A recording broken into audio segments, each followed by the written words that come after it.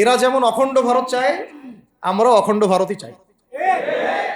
আমরা চাই অখণ্ড ভারত হবে কালিমা লা ইলাহা ইল্লাল্লাহ মুহাম্মাদুর রাসূলুল্লাহ। আপনারা তো মনে করেন যে ভারত আমাদেরকে ঘিরে রাখছে, তাই না? আসলে ভারতকে আমরা ঘিরে রাখছি। এই দিক থেকে আমরা, এই দিক থেকে চায়না, এখান থেকে নেপাল, এখান থেকে ভুটান, এখান থেকে মায়ানমার, এখান থেকে পাকিস্তান।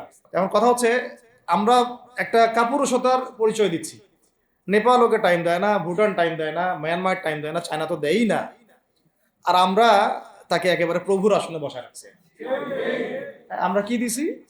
আমরা ইলিশ দেই, আমরা ট্রানজিট দেই, আমরা রেল দেই, আমরা বন্দর দেই, আমরা আর কি দেই? গ্যাস তো দেই মাশাআল্লাহ। তারপরে পণ্যগুলো তো দিচ্ছি, গার্মেন্টস দিয়ে দিচ্ছি, আমাদের প্রশাসনের মধ্যে লোকজন দিয়ে দিচ্ছি, কর্মী শ্রমিক দিয়ে দিচ্ছি। এই জন্যই তো বলি, কেন সে স্ট্যাটাস দেয় যে এই স্বাধীনতা তার স্বাধীনতা। এটাই তাহলে কারণ। তার মানে তারা আমাদের সার্বভৌমত্বটাকে স্বীকার করে না, তাই না? তারা যদি আমাদের স্বাধীনতা সার্বভৌমত্বকে স্বীকার করতোই, তাহলে তো এরকম স্ট্যাটাস দিত না, দিত কি? তো এখন কথা হচ্ছে আমরা মাথা নত করার জাতি না। আমাদের নবী মুহাম্মদ সাল্লাল্লাহু আলাইহি ওয়াসাল্লাম মাথা উঁচু করে দাওয়াতি কাজ করছেন। মার খেলেও কখনো তিনি মাথা নিচু করেন নাই। সাহাবায়ে কেরাম রাদিয়াল্লাহু আনহুম আজমাইন মাথা উঁচু করে দাওয়াতের কাজ করছেন, কারোর সামনে মাথা নত করেন নাই ইল্লাল্লাহ, আল্লাহ ছাড়া। মার খেয়েছেন, হিজরত করতে হলে হিজরত করেছেন, কখনো মানুষ গালি দিয়েছে, গালি সহ্য করেছেন, কখনো মদিনায় চলে যেতে হয়েছে, দেশ ছাড়তে হয়েছে, দেশ ছাড়ছেন। আবার কখনো ইসলামী রাষ্ট্র কায়েম করতে হয়েছে, রাষ্ট্রও কায়েম করছে। জিহাদ করার দরকার, জিহাদও করছে। কেতালের দরকার, কেতালও করছে। আস্তে আস্তে মক্কা বিজয় করছে, করেন নাই? সিরাত পড়তে হবে, সিরাতের ধারাগুলো আমাদেরকে বুঝতে হবে। এখন আমরা তো তার উত্তরসূরি, আমরা তাদের উত্তরসূরি। প্রথম কথা হচ্ছে আমরা আমাদের নতজানু মনোভাবটাকে আগে ত্যাগ করতে হবে, এক নাম্বার। আর অতীতের জীবনের যে ভুল ত্রুটিগুলো দ্রুত সংশোধন করতে হবে। এখন আর আমাদের হাতে অনেক লম্বা সময় আছে এমন না বিষয়গুলো। কত কি যে দ্রুত হয়ে যাবে আপনি হয়তো ভাবতেও পারবেন। বিশ্বটা খুব দ্রুত চেঞ্জ হচ্ছে। এই অল্প সময়ের মধ্যে আফগানের ভাইরা দাঁড়ায় গেছে, অল্প সময়ের মধ্যে সিরিয়া দেখলেন যে পরিবর্তন হয়ে যাচ্ছে। যদি যদি কখনো বাংলাদেশে দেখা যায় যে দেশের শত্রুরা বা দিনের শত্রুরা বা উগ্রবাদীরা এই দেশের স্বাধীনতা সার্বভৌমত্বের উপর আক্রমণ করে, তখন কি আমাদের উপরে ফরজ হবে কিনা? এখন যদি তাই হয়, এখন আপনাদের কি মনে হয় এটার সম্ভাবনা আছে না নাই? এটুকু ইন্টেলেকচুয়াল অবস্থা তো আপনাদের আছে, এটার সম্ভাবনাও হতে পারে, আজ হোক কাল হোক, হতেই পারে। তখন আমার প্রিপারেশনটা কি হবে সেটা আমাকে এখন জানতে হবে। আমার প্রিপারেশনটা কি হওয়া উচিত? প্রথম প্রিপারেশন হওয়া উচিত আগের সমস্ত জিন্দেগিতে যা করছি নিজেকে আল্লাহর দিকে ফিরাই নিয়ে আসে। এটা প্রথম কাজ। যে আল্লাহর দিকে ফিরে আসা নেই, তার সাথে না সম্পর্ক আছে না কিতালের কোনো সম্পর্ক আছে, সে তো আল্লাহর পথেই নাই। তো প্রিয় যুবক ভাইরা, আগে প্রথম কথা হচ্ছে আগে আপনি আল্লাহর দিকে ফিরে আসেন, এক নাম্বার। দ্বিতীয় কথা হচ্ছে এরপরে আমাদের প্রয়োজন শারীরিক প্রস্তুতি। শারীরিক প্রস্তুতি যেমনটা বললাম যে কোনো অবস্থাতেই আলেম ওলামাদেরকে, দায়ীদেরকে, মুফতিদেরকে, মুহাদ্দিসদেরকে, মাদ্রাসার শিক্ষকদেরকে, খতিবদেরকে ভিতরে ঢুকতে দেওয়া যাবে না। কারণ আপনাদেরকে যদি ভিতরে নিয়ে যাওয়ার স্কোপ পায় তারা নতুন করে আবারও কেউ, তাহলে আর সুস্থ রাখবে না, ফিজিক্যালি আপনি ঠিক থাকতে পারবেন না। অতএব একটা সামাজিক প্রতিরোধ গড়ে তুলতে হবে সবসময়। মানে একটা এলাকার মধ্যে একজন আলেম আছেন, সেই আলেমকে এলাকা থেকে নিতে পারবে না, তাকে নেওয়ার আগে 100 জনের উপর গুলি চালাইতে হবে, এমন একটা মুভমেন্ট থাকতে হবে। প্রতিবাদ না করলে আপনি বান্দরবনে যান, বান্দরবনের পাহাড়ি এলাকায় গিয়ে কোন একটা পাহাড়ি লোককে উঠাই নিয়ে আসেন, দেখি কত বড় সাহস আছে। আর্মি পর্যন্ত পারে না। কে পারে না? সেনাবাহিনী পারে না। পারে? পাহাড়িরা ওইখানে ঐক্যবদ্ধ হয়ে যায়, ওদের মহিলারা ঝাড়ু নিয়ে সামনে চলে আসে। এই আমাদের বান্দরবনের কথা বলতেছে। ওখানে যে কুকি চিং একটা ফ্রন্ট গঠন করছে সশস্ত্র বিদ্রোহীরা, ওই অংশটুকুকে নিয়ে একটা মাস্টার প্ল্যান আছে ওদের। ওই অংশটুকুতে তারা একটা খ্রিস্টান রাজ্য বা আলাদা একটা পাহাড়িদেরকে নিয়ে একটা রাষ্ট্র প্রতিষ্ঠা করতে চায়। এটা ওদের স্বপ্ন আর কি। এই উদ্দেশ্যে তারা হাঁটতেছে এবং তারা অস্ট্রেল ভাষায় কথা বলে। ওখানে তারা পতাকা বানাইছে, মানচিত্র বানাইছে, এমনকি লাস্ট টাইম আমরা ওখানে গিয়ে শুনলাম যে মুদ্রাও নাকি বানাচ্ছে। মুদ্রা মুদ্রা বুঝতেছেন? বিষয়টা কত ডিপ। আমাদের রাষ্ট্রে যে কত সমস্যা, আর জানি না যারা দায়িত্বে আছে তারা কি করতেছে, আসলে কোন দিকটা সামাল দিচ্ছে। অর্থনৈতিক দিকটা দেখবে, না এই পাহাড়ি এলাকার সমস্যাগুলো মেটাবে, নাকি আমাদের মুসলিম উম্মার অভ্যন্তরীণ সমস্যাটা মেটাবে, না শহীদ ভাইদের খবর নিবে, না পঙ্গু ভাইরা যারা পড়ে আছে হাসপাতালে তাদের খবর নিবে?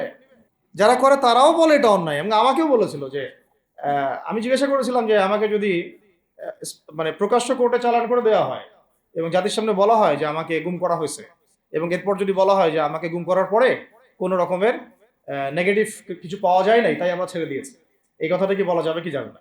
তারা বলছে যে না, এটা বলা যাবে না, কারণ এই কাজটা তো মানবতা বিরোধী অপরাধ, এটা করলে তো বললে তো সবাই আবার বুঝে ফেলবে। তো এই হলো অবস্থা ওখানে। আমরা বুঝেছি যে বাংলাদেশের প্রশাসনে দুইটা ভাগ আছে। একটা ভাগ হচ্ছে মারাত্মক রকমের ইসলাম প্রিয় এবং দেশপ্রেমিক, মাশাআল্লাহ, আমরা তাদেরকে স্যালুট জানাই, মাশাআল্লাহ। কিন্তু আপনারা ভুল জায়গায় শ্রম দিচ্ছেন, আপনারা ভুল জায়গায় মেধা, শ্রম এবং আপনাদের জীবন নষ্ট করতেছেন। আপনাদের থাকা দরকার ছিল ওলামায়ে কেরামদের সাথে, তাহলে আপনাদেরকে টক্কর দিয়ে কেউ সামনে যেতে পারতো না।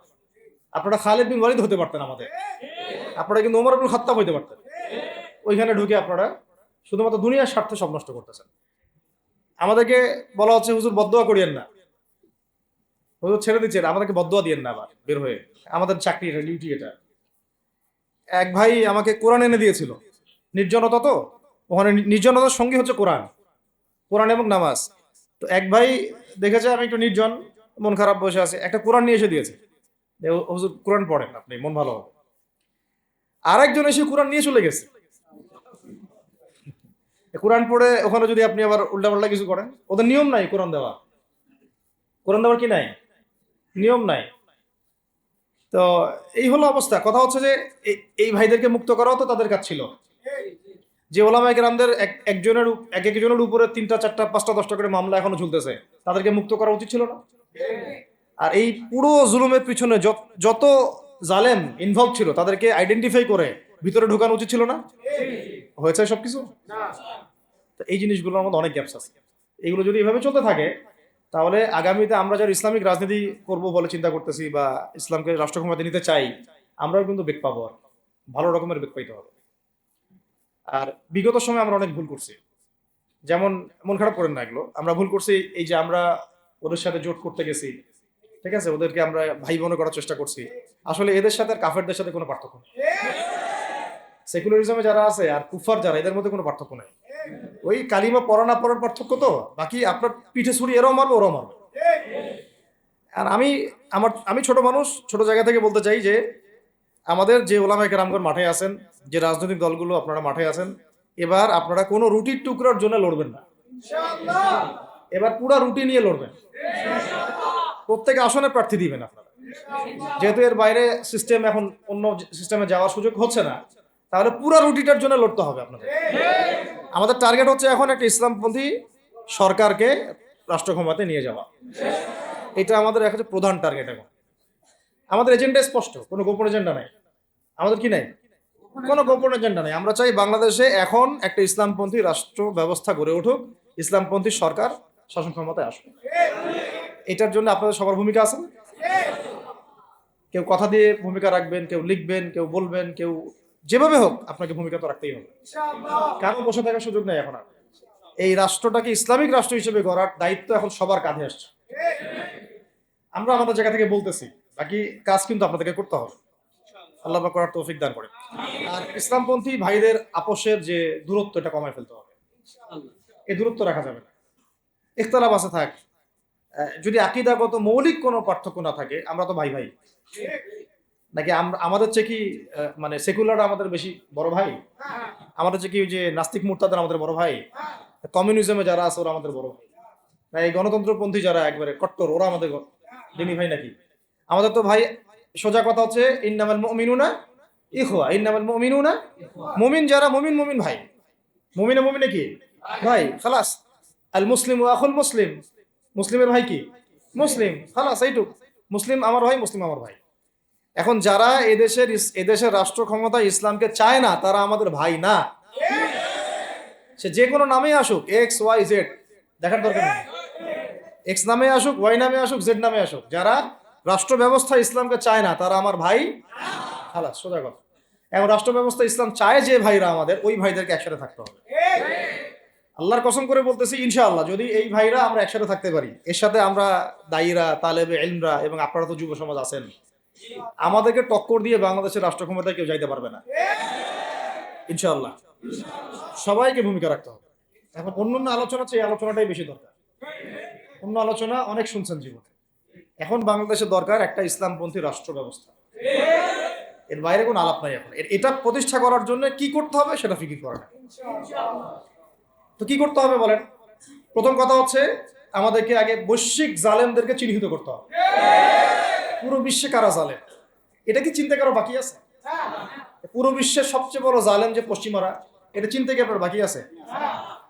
এই কথা বলতে যে ভয় পায়, তার তো নবীর ওয়ারিস হওয়ার দাবি করা উচিত না।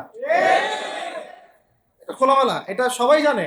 অন্তত পক্ষে আমাদের ভাইদের মধ্যে আমরা দেখেছি, ছাত্র ভাইদের মধ্যে সাহস তো মাশাআল্লাহ অবশ্যই আছে, ডেডিকেশন আছে, জীবন দেওয়ার মানসিকতা আছে। তাদেরকে খালি নার্সিং করতে হবে, জীবনটা যেন ভুল পথে না যায়। এখন আবু সাইদের রক্তের উপর দাঁড়ায় যদি কোনো সেকুলার ক্ষমতায় আসে, তাহলে এটা আবু সাইদের রক্তের সাথে গাদ্দারি হচ্ছে।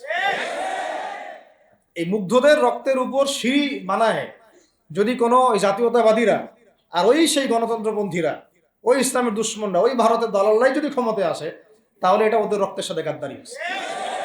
এই গাদ্দারির মাফ হবে না। এইটা পলাশির যুদ্ধের চেয়ে বড় মির্জাফরি হয়েছে, এটা ৭১-এর চেয়ে বড় রাজাকারী হয়েছে। আপনারা বলেন যে দেখেন, ভালো করে বুঝেন, গুম হয়েছে এক শ্রেণী, আমার কথা মন খারাপ করে না, এক শ্রেণী গুম হয়ে গেছে, এক শ্রেণী ক্রসফায়ার, এক শ্রেণী শাপলা চত্বরে রক্ত দিছে, তাই নাই?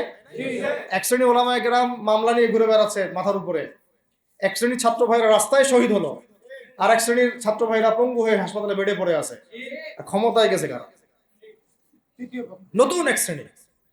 হ্যাঁ, এবং ওখানে এমন কিছু মানুষ আছে যাদের সাথে আন্দোলনে কোনো সম্পর্কই ছিল না, সম্পূর্ণ উড়ে এসে জুড়ে বসছে তারা। তাহলে এখানে ইসলামিক রাজনৈতিক দলগুলোকে সামনে রাখা যাইতো, তাদের থেকে তো উপদেষ্টা একটাও নেয় নাই। জামাত ইসলাম থেকে একটা উপদেষ্টা নিছে কিনা? হেফাজত ইসলাম থেকে কোনো উপদেষ্টা নিছে কিনা? আমাদের চরমনায় থেকে একটা উপদেষ্টা নিছে কিনা বলেন? তার মানে রাষ্ট্র গঠনে আমাদের কোনো ভূমিকা নাই।